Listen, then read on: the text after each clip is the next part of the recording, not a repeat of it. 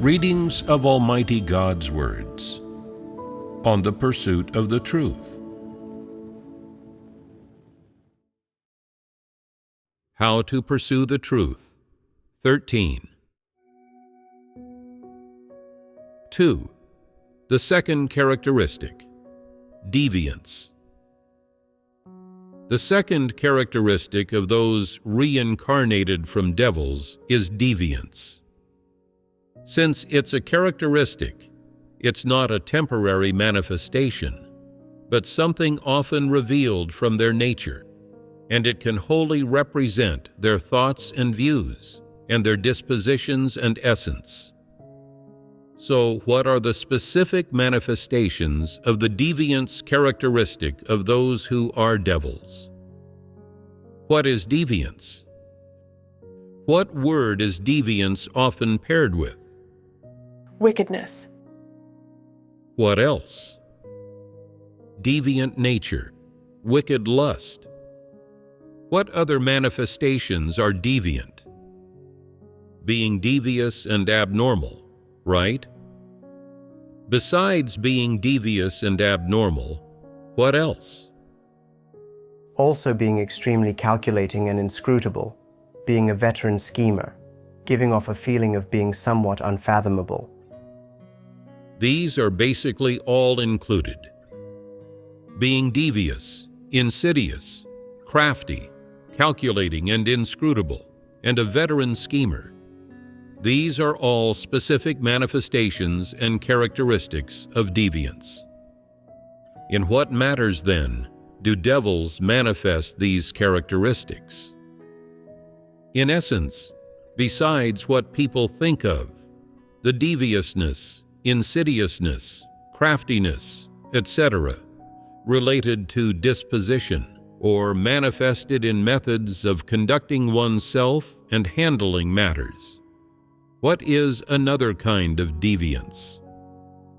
It is people's wicked lust. This kind of deviance should be called lecherousness.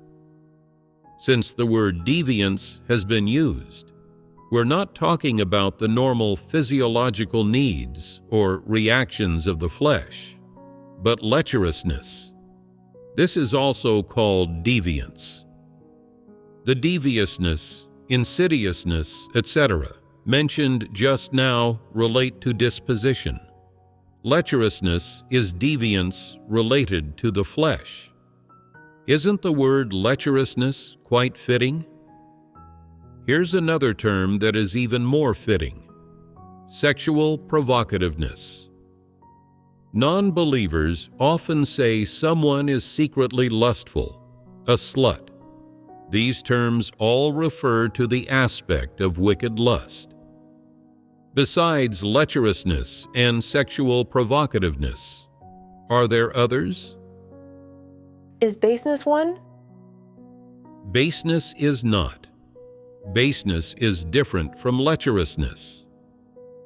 Baseness relates to a person's dignity and integrity, while lecherousness and sexual provocativeness mainly relate to issues of one's interpersonal conduct. What we just spoke about are two aspects of deviance, one related to disposition, the other related to fleshly lust. There is another aspect, which is that this type of person often experiences auditory and other sensory hallucinations. They always have some abnormal manifestations. For example, they often say, "God revealed to me that at 6 o'clock this morning I must go east. A potential gospel recipient there wants to meet me. Last night I had a dream. Perhaps 2 brothers or sisters will come to my home today."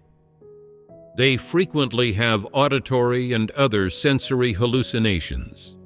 They always conduct their lives based on phenomena such as unusual dreams, visions, or sudden flashes of words. And when something out of the ordinary happens, they act in an abnormal way. They are particularly extreme. Sometimes they get up at 3 or 4 in the morning to pray and read God's words. Sometimes at night, when everyone else is resting, they stay awake half the night, insisting on reading God's words or learning hymns. They sleep when others are eating or working, and become energetic when others are resting.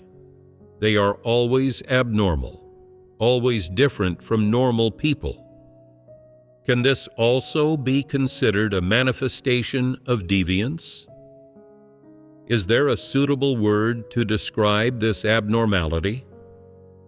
Suppose that someone appears normal outwardly, but they always do and comprehend things in a particularly distorted and extreme manner. No matter how you fellowship with them, they cannot understand. Sometimes they experience auditory and other sensory hallucinations. Other times, although there's no clear voice or statement, they have strange thoughts inside them telling them to do this or that. But no matter what they do, it has nothing to do with the truth, and it does not even measure up to abiding by regulations. You can't think of a suitable word to describe this type of person, can you? Do you think the word bizarre is suitable? Their outward behavior seems particularly strange and abnormal, and they are always volatile and jumpy. But if you condemn them, you can't point out any major problems they have, and if you regard them as a good person, they still appear to be somewhat eccentric. You are somewhat unable to see through them. When you just occasionally hear them speak, they seem fine, but if you secretly observe them, you will find that their actions are very eccentric, very anomalous. This is not a good sign. There's no telling what they might do. Later, it's discovered they can speak in tongues during prayer. Usually, they also talk to themselves constantly, as if they were chatting with someone, even laughing as they do so, which looks quite creepy. This is also a manifestation of deviance. Let's use the word bizarre to describe this aspect for now. In short, we have summed up the manifestations of deviance of those who are devils. There are 3 aspects in total. One is the wicked lust of the flesh. One is always having some abnormal manifestations, being particularly bizarre. And another aspect relates to disposition, being very devious. Deviousness means this kind of person is treacherous and cunning to a certain degree, unfathomable to ordinary people. When people associate with this kind of person, they often feel worried, anxious, and afraid. They are often afraid that they'll end up being sold out by them and still be helping them to count their change. They are afraid of falling into their traps. This type of person is particularly insidious and crafty. They may speak to your face in a very polite and refined manner, but behind your back, they have been scheming against you, fighting against you for a long time without you knowing. When you discover this, you will break out in a cold sweat, thinking, "Fortunately, God protected me. If I didn't believe in God, I would have been harmed by them. My life might even have been lost." This is the wickedness of this type of devil. Why do I say that such people are deviant? It's truly not easy to tell from how they outwardly appear. You must start from the things they plan to do and the words they reveal every day. This is sufficient for you to see clearly the deviant essence and nature of this type of person. A. deviousness. What do those who are reincarnated from devils think about every day? For example, suppose a sister is promoted to be a leader. They then ponder, that girl got promoted to leader at such a young age. How is she better than me? I used to look down on her. I never fawned over her or established a good relationship with her. Now she's a leader, my immediate superior, so I must fawn over her. I need to see if she needs help in terms of her daily life, or materially or spiritually. If she doesn't fall for that, if I can't win her over, then I'll try other soft approaches. I'll say some soft words, some submissive words, some ingratiating words in front of her. I first need to see what approach works on her. Does she fall for fawning or for the rogue tactics of evil people? Does she like food or fun? Does she like clothes or jewelry? What does she like? I must figure her out, get close to her, fawn over her, establish a good relationship with her, and try to sound her out. No matter who becomes a leader, they ponder how to get close to that leader and establish a good relationship with them. Previously, when this sister wasn't a leader, they were defiant about whatever she said. For instance, if she said, "Let's gather once a week from now on," after hearing it, they would ponder, "Other churches gather twice a week, but we're going to gather once. Why should we do as you say? Who do you think you are?" Now that this sister is a leader, their reaction when she speaks is different. They no longer speak words of refutation as they did before. Instead, they say, "What that sister says is the truth." Outwardly, they act very subservient, like they're someone who can obey. But inwardly, they say, "What do you know? You've only been a leader for a few days. I used to do this work, but now you're a leader. Fine, the leader has the final say. I'll agree with you first, but how I act behind your back is my decision. I'll just toy with you." Some people are elected as leaders, and when asked, "Was the election of leaders in your church conducted according to the principles?" they ponder, "If it had been conducted according to the principles, could I still have become a leader? But I can't tell you the truth." So they say, "It was conducted according to the principles. I've served 2 terms as a church leader. I originally didn't want to do it again. I was afraid the brothers and sisters would object if I did, so I withdrew my candidacy. But in the end, the brothers and sisters still chose me, so I have been doing it reluctantly. Whenever there's a new candidate for leader, I'll step down." This sounds nice, but do they actually intend to do that? They have no intention of doing it at all. They are just lying and toying with you, saying only things that sound nice, that satisfy you, that can deceive and mislead you. When it comes to the upper-level leaders, they ponder how to fawn over them and curry favor with them, and how to mislead them, so that these leaders will value and promote them. If they cannot get promoted, then they ponder how the flaws, deviations, and mistakes they previously caused while working, as well as the transgressions and deceptive behaviors they carried out behind the scenes, can be concealed from the leaders so they don't find out about them. How they can get away with these things without bearing any responsibility. Are these manifestations that humanity should possess? Are they positive or negative? Negative. To what extent are they negative? To the extent that even before anyone follows up on or inspects their work, they have already premeditated these things in their minds. They have long been mentally prepared.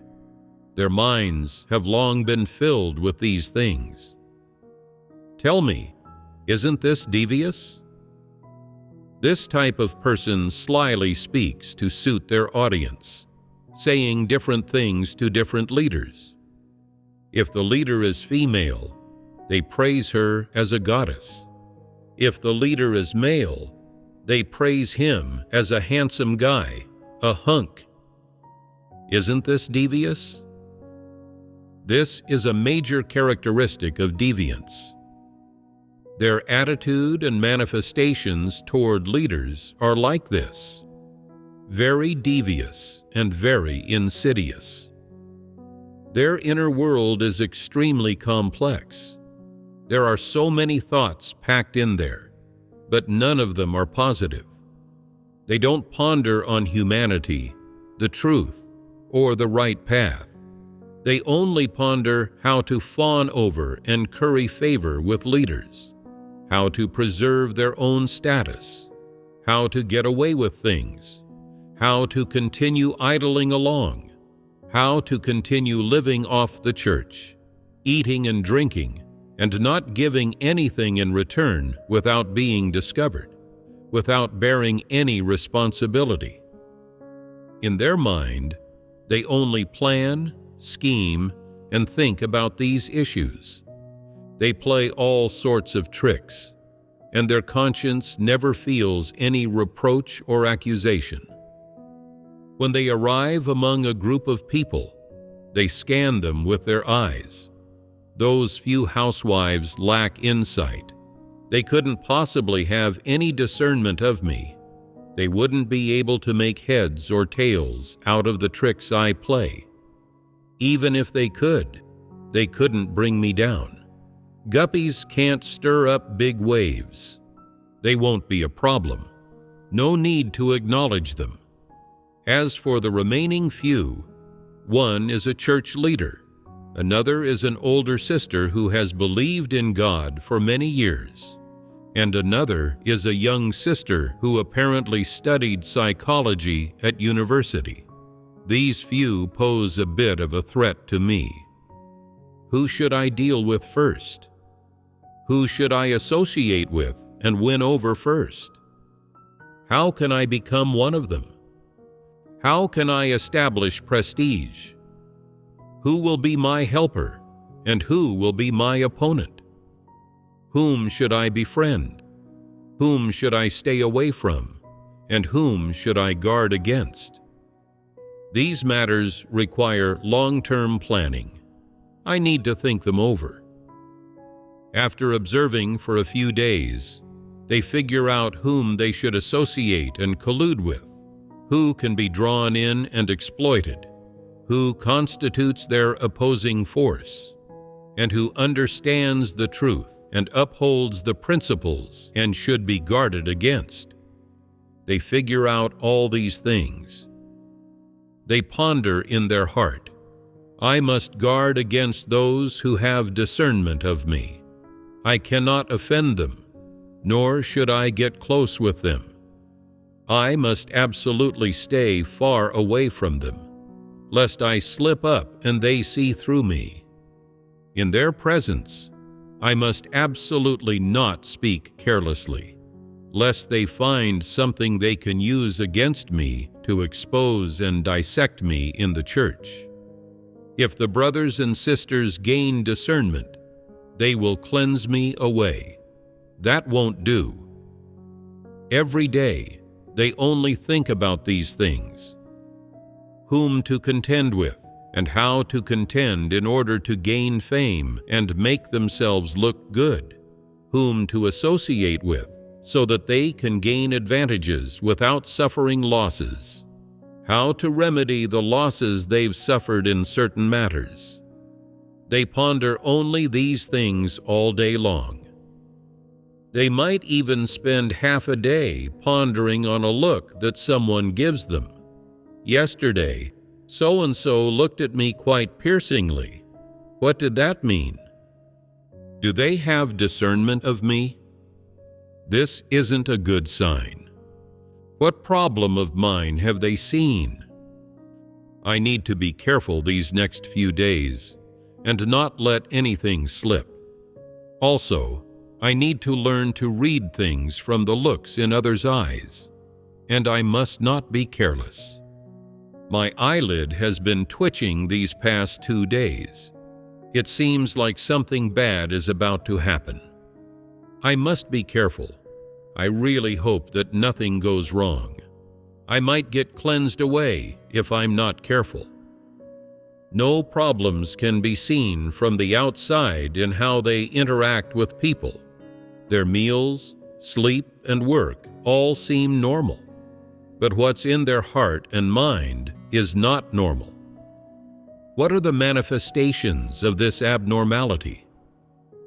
It's that the things they think about are all very devious, incomprehensible to others. Those reincarnated from devils live in a very shady way.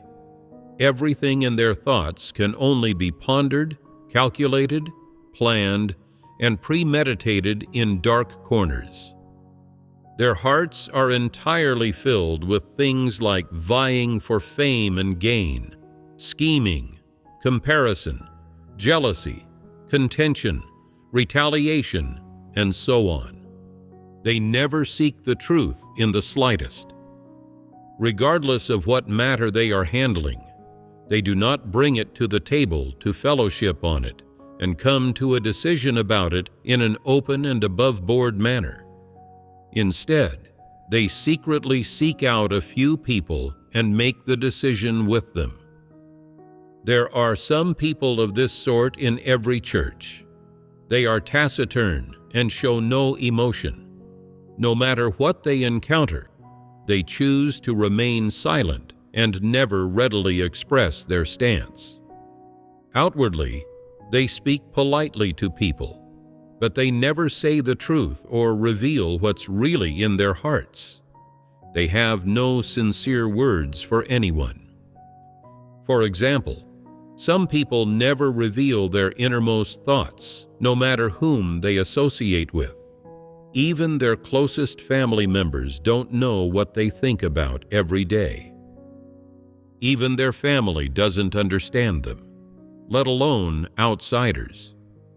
Even if you are their best friend, a childhood friend, an old friend of many years, or a good colleague at work, you still don't know what they are calculating. No one can fathom them. No matter how they speak or act, no one can see through them. But occasionally, they might let slip a few words. So-and-so is better than me. So what? One day, I will surpass them. Just you watch. There's a deeper meaning behind these words. Just you watch. It means they are ruminating and pondering in their hearts and minds every day. Outwardly, they appear calm and placid, but within their hearts, there is a tempest raging and unrest. What are the things they think about? If they were open and above-board matters, positive things like the right path in life, practicing the truth, acting according to conscience, how to conduct oneself, how to love God, and how to do their duty devotedly. If they frequently thought about, sought, pondered, examined, and tried to understand these things in their hearts, then their inner hearts would be very calm and possessed of peace and joy, and they would live more and more normally, not deviously. People living in these positive states will, from time to time, have spiritual resonance and communication with those around them and those they are relatively close to. But what devils ponder and think about in their hearts are all devious things. Deviousness refers to intangible things that normal people cannot see, rather abnormal things, things hidden in dark corners that are hard for people to discover and perceive, things not needed by normal people. These dark corners are the inner worlds of devils. Their hearts are filled with these devious things. Every day, they compare with others, contend with others, play schemes and tricks with others, vie for status, face, and the final say. They only think about these matters. If you ask them if they now have a path for being an honest person, they won't answer you, won't acknowledge you, and won't want to mention it. This is because their hearts are filled with these negative, devious matters. They only think about these things. When they occasionally have to think a little about issues related to technical or professional aspects, they only do so temporarily, due to the needs of their work or life. Once their work in this aspect is finished, they immediately start thinking about those devious matters again, pondering, whose gifts are greater than mine? In what aspect am I stronger than them? In what aspect are they inferior to me? Didn't so-and-so seem to intentionally belittle me last time they spoke to me? Those two people seem to have not communicated normally for a long time. What happened between them? If a conflict or problem has arisen between them, can I gain some benefit from it? One of them is beneficial to me and can help me, and I really want to associate with that person, but they never acknowledge me. If there's a conflict between the two of them, could I take advantage of this opening and use this good opportunity to establish a connection with that person? Everything they ponder and think about in their hearts has nothing to do with positive things, and nothing to do with believing in God and pursuing the truth. Is this type of person frightening? If you associate with them, it's equivalent to associating with a devil. You do not scheme against them, but they are scheming against you and observing you every day, pondering about you and studying you behind your back. What did they mean by that? Is it aimed at me? How can I respond so they can't see through me? How can I respond in a way that benefits me? If I don't respond, will they think I'm stupid, easy to bully, or that I don't truly believe in God? Might they think that? I need to figure out what's really going on in their head. When you constantly live amid their schemes, do you feel comfortable at heart? It's like having an invisible demon beside you. You cannot feel peace or joy. When you associate with them, you only have one feeling, a constant sense of unease. This unease is very normal, because the intuition or sixth sense of normal people makes them feel uneasy toward devils, toward abnormal beings that are around them. Even if you don't really know them well and can't explain exactly what's wrong, you always feel uneasy when you are with them, as if something bad is about to happen. This is enough to prove they harbor ill intentions, are scheming against you, and have designs on you. You live under their spying eyes, and they study you every day. This makes you feel more uneasy than having a tiger or lion beside you. If the tiger or lion were raised by you, even though it's a fierce animal, you would never feel uneasy. But if there is a devil beside you, because they have a deviant nature essence, you feel uneasy. This unease is a feeling in the spirit. It's caused by a devil being at work. Perhaps the devil doesn't subjectively intend to grievously harm you to any extent, but just their constant scheming against you and spying on you will make your spirit uneasy. With a devil beside you, you absolutely will not live with peace and joy unless they are not a devil, or you have sufficient stature and sufficient faith in God, or you have the truth as your life. Unless one of these conditions is met, in which case they won't pose any threat to you or have any impact on you, and you won't feel uneasy.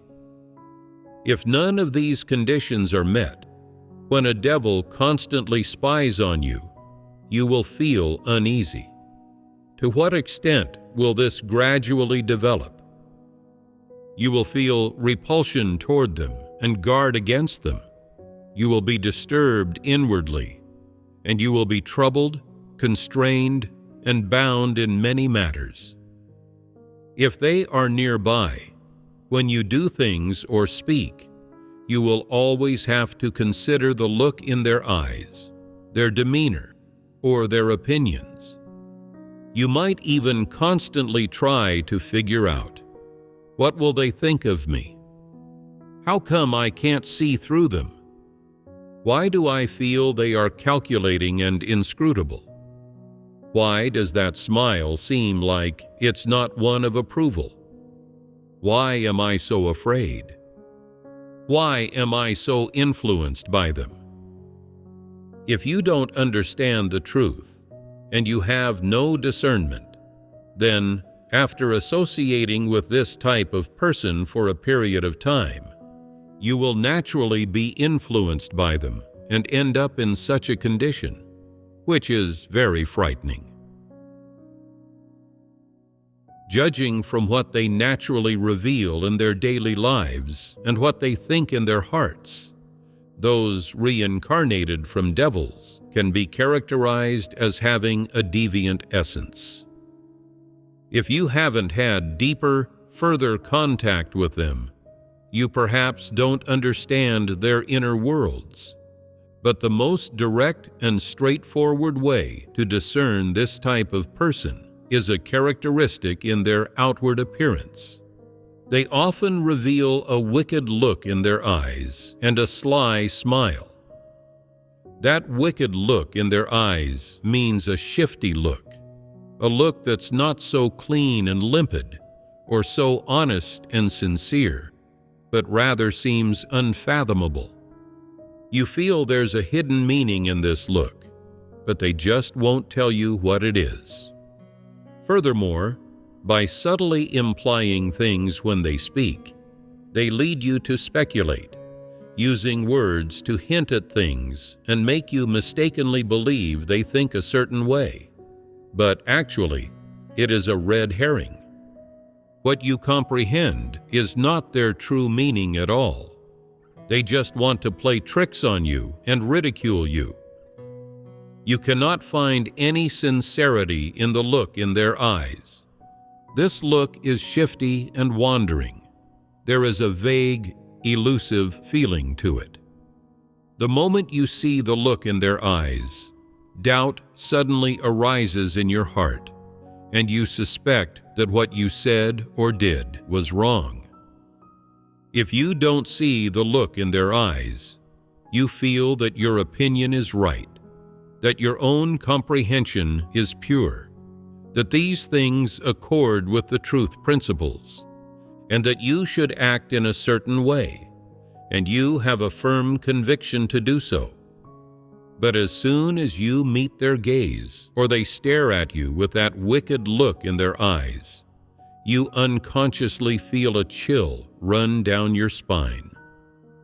Although no explicit words are spoken, that wicked look in their eyes gives you a psychological suggestion. It misleads you, making you instantly doubt yourself. Did I say something wrong? Do something wrong? Where did I go wrong? The matter and principle in question are obviously very clear and unequivocal, and you were certain that it should be done that way and that it was correct. But after meeting their gaze, you instead become doubtful. This kind of look is the look of a devil. This is one aspect. The wicked look in their eyes makes you doubt. Another aspect is that sometimes there is a certain meaning within that wicked look in their eyes: contempt.